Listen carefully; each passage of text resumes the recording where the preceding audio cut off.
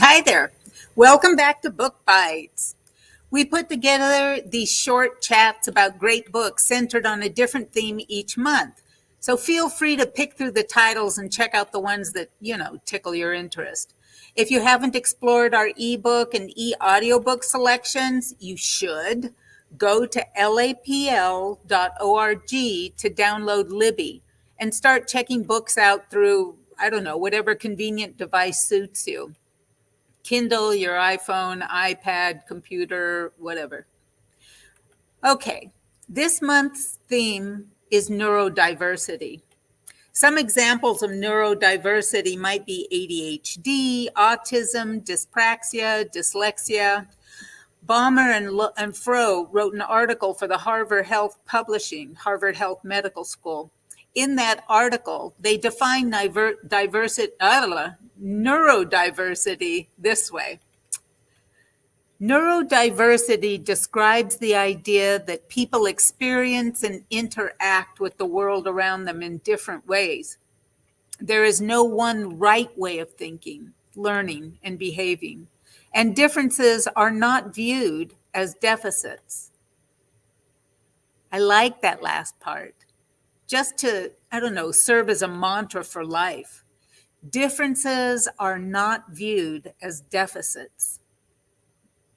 Okay, so we're here today to help you choose your next read, so lean back and listen. Our first young adult librarian is Amanda Charles from Teamscape. Hi. So my name's Amanda. I work in Teenscape, the library within Downtown Central Library that is just for teens and young adults. Today I'm going to be talking about the Spectrum Girls Survival Guide by Sienna Castellan. This book bite is for all the awesome autistic girls in my life. You are unique, you are amazing, and I'm so lucky to know you. When Irish teen Sienna Castellan was 13, she was diagnosed with autism, ADHD, dyslexia, and dyspraxia. When she started looking for resources for autistic teen girls like her, she soon found that most of the books about autism were written by neurotypical people and aimed at neurotypical parents of autistic teens. And most of the books meant for specifically for autistic people were aimed at boys. So what did Sienna do? She started a website and an Instagram account for autistic teens. She spoke up for neurodiversity and she spoke out against bullying. And when she was 16, she wrote this book. So if you're an autistic girl, the Spectrum Girls Survival Guide is like a letter written just for you from an older sister who has been right where you are. It starts with a foreword from one of the most outspoken and well-known women on the spectrum, Temple Grandin. And from there, Sienna shares her experiences, advice, and the lessons she has learned about being neurodivergent in a world that is often set up for and by neurotypical people. Interspersed with the text are illustrative cartoons featuring a diverse cast of autistic girls navigating various challenges. Sienna's narrative starts with her diagnosis. In many ways, it was a relief to learn that her brain was just wired differently, that her sensory issues and troubles with social interaction weren't the result of not trying hard enough to fit in. But it was also really scary because the diagnosis can sometimes feel like it's taking over your life, and there's still a lot of stigma out there against autism.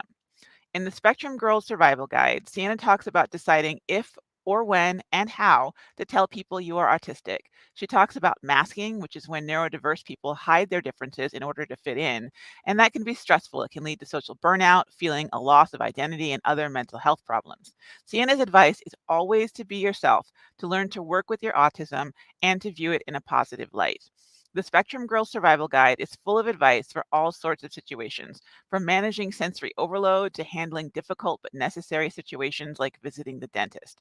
She talks about social anxiety, socializing, sexual orientation, romance, and gender identity. She has chapters on handling school and dealing with co occurring conditions like ADHD, which affects the regulation of attention, and dyspraxia, which causes difficulties with coordination and motor skills.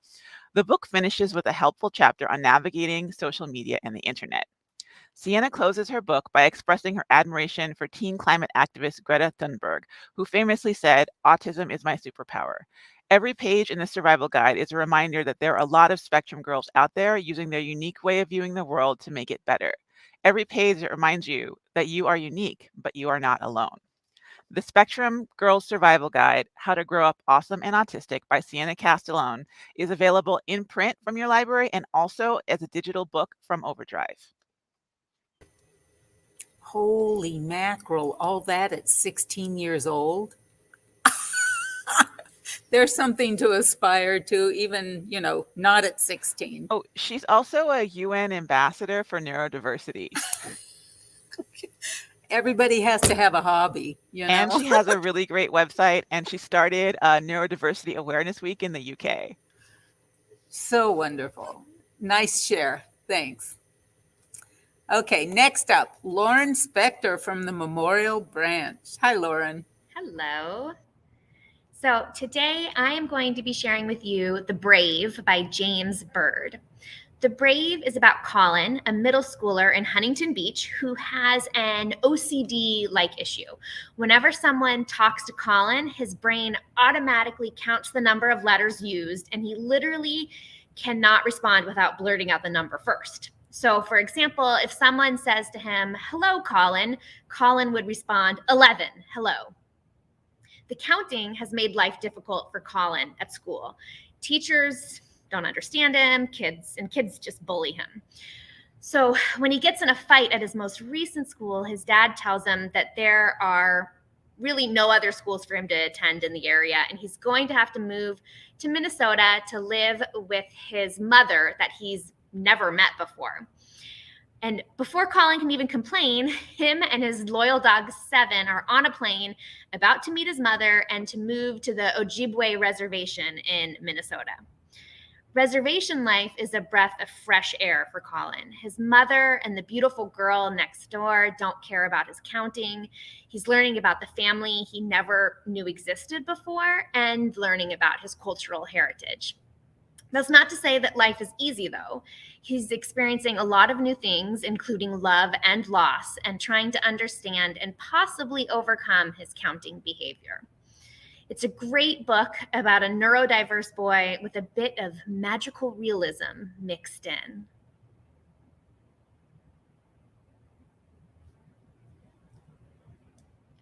Oh, you're muted, Marcia. Sorry, there was a phone call coming in. I'm glad you didn't give too much away because I'm reading it right now. So. Oh, I hope you enjoy it. So far, so good. It is wonderful. It's compelling. Thanks. Okay, next up is Lear Heller, also from the Teenscape at the Central Library. Hi, Lear. Hello, thanks. Yes, I'm Lear, also from Teenscape.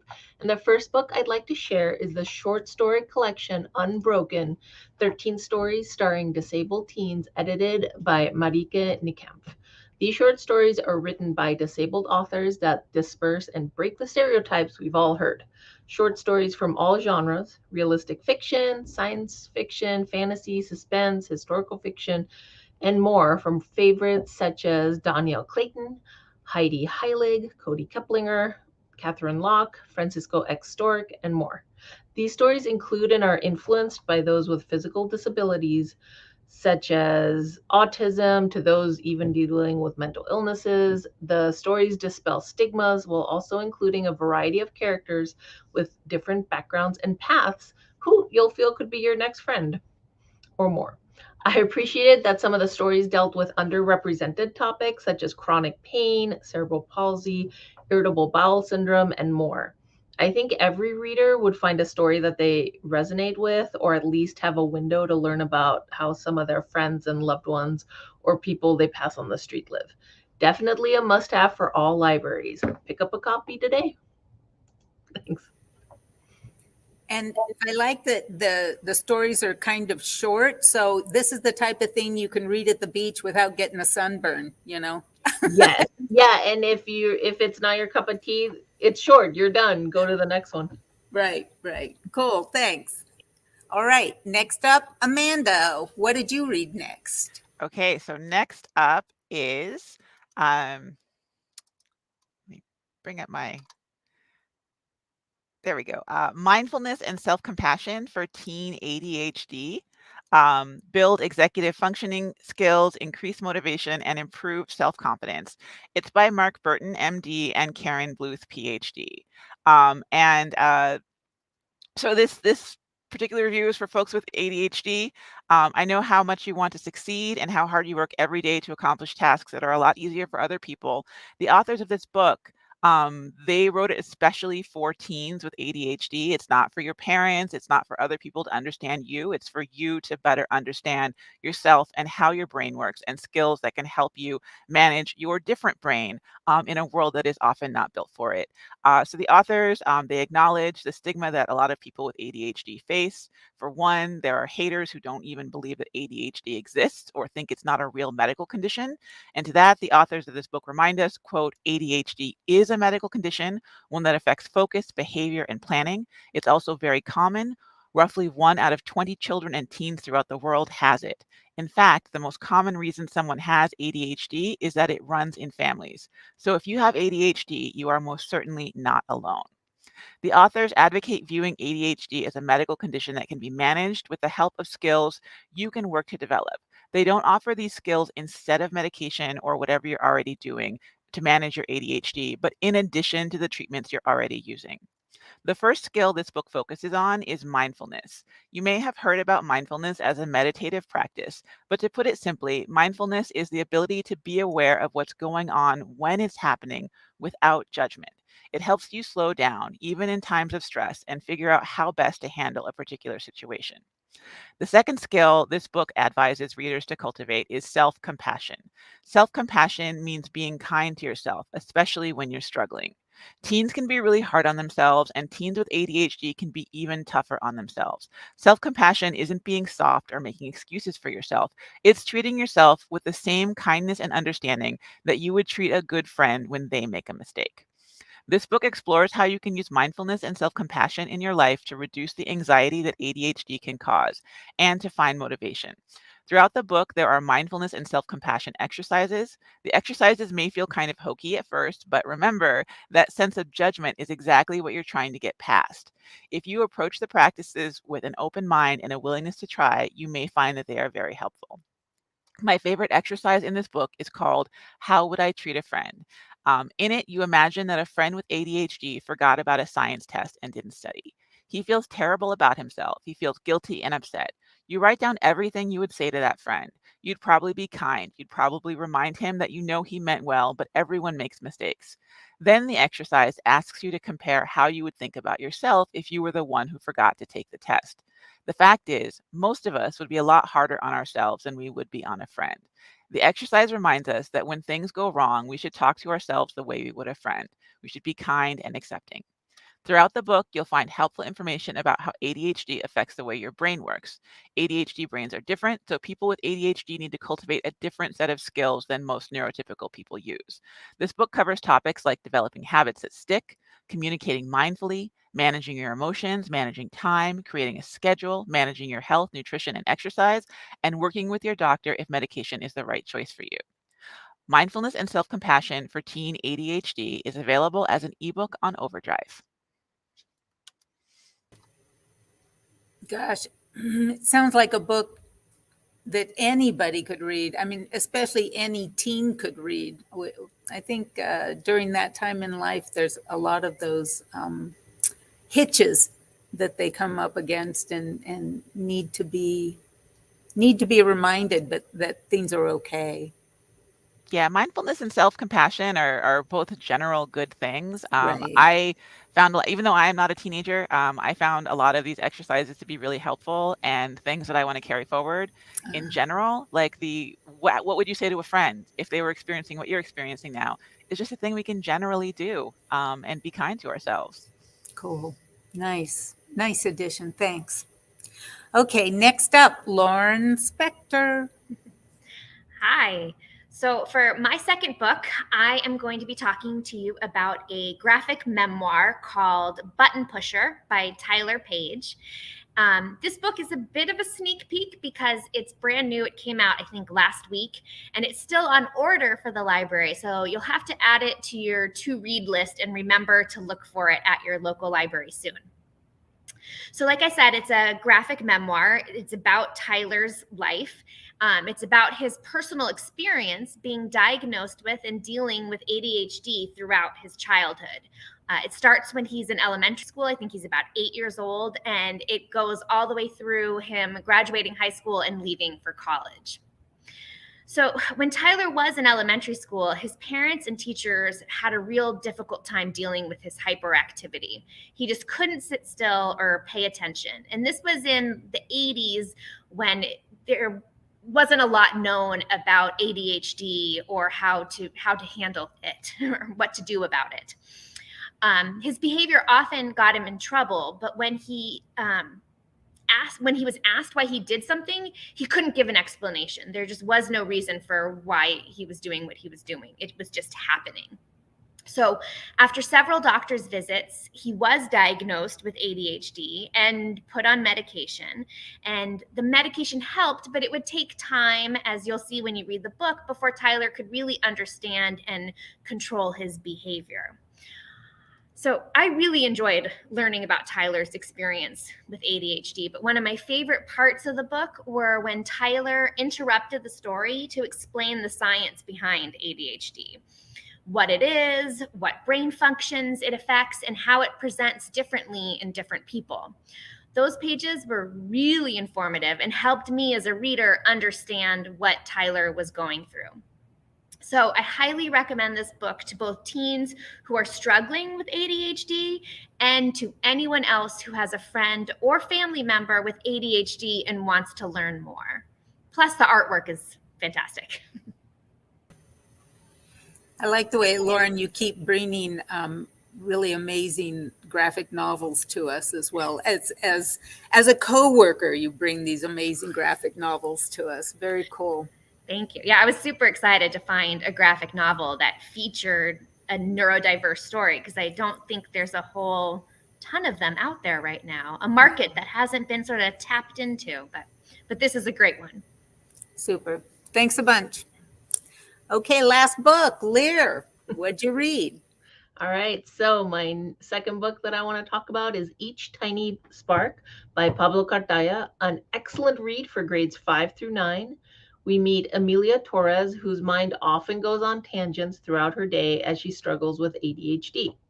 Sometimes she forgets homework assignments or what her family asks her to do, but she's never malicious or intentional. When her dad returns from deployment and her mom goes on a business trip, her life becomes harder. Without her mom's constant presence and help, and her dad struggling with his own issues, namely PTSD, it's up to Emilia to try to figure out her day-to-day life. As her and her dad grow closer by working on an old car, she has to deal with her community splitting apart by racism. Where does she, her best friend Gus, and her oldest friend all fit in? So I loved the way her attention deficit disorder was written and all the layers and issues that the community goes through. All of this author's books are really good. And also as an added bonus, he is the audiobook narrator. It's really good. So pick it up today. Sounds like it hits on a ton of contemporary sort of issues. It really does. Yeah. And it's good for grades 5 and up. So Nice. I like that. It's sort of a lower thing. Very cool. Thanks, Lear. Okay, so sorry to say, but Teen Book Bites will be on pause until this autumn. Sorry, but keep an eye out for us. In the meantime, you can check out past Book Bites by visiting our YouTube channel, which is youtube.com and then / Los Angeles Library, all one word, youtube.com / Los Angeles Library, and search for Teen Book Bites. There's a bunch of them in there that you can peek at. Now, the Summer Reading Challenge is coming soon. It's going to start June 6th, and it'll go all the way through August 6th. The theme this year is Express Yourself. We'll be giving away books to those who sign up. Also this summer, the library will be hosting in-person programming. Don't worry though, there will be virtual programs offered as well. So check out our calendar of events to see what's being offered, how, and where. So you might even take a personal field trip this summer to the Central Library. It's an awesome place. Plan ahead and you can use the amazing makerspace Octavia Lab at the Central Library as well. Well, I guess that's it for now. So see you in the library.